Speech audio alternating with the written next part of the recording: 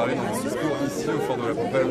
C'est tout un symbole. Ce fort a contribué à la défense de notre ville, de notre territoire. Il a été rénové et il est rendu au public, aux Rémoises et aux Rémois, mais au-delà bien sûr de nos frontières rémoises.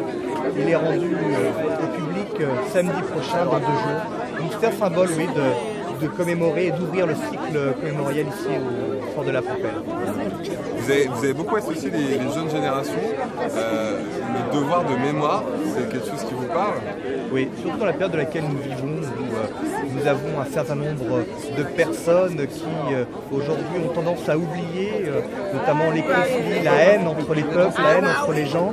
Et il me semble important qu'il y ait cette transmission de la mémoire, et notamment à travers ces commémorations, à travers cette ouverture du cycle mémoriel de la Grande Guerre, car il ne faut pas oublier que si nous vivons aujourd'hui dans un monde de paix, un monde de liberté, nous le devons bien sûr à nos aînés, à nos aïeux qui ont combattu sur notre territoire. Donc c'est extrêmement important pour moi d'associer l'ensemble des générations pour qu'on n'oublie pas.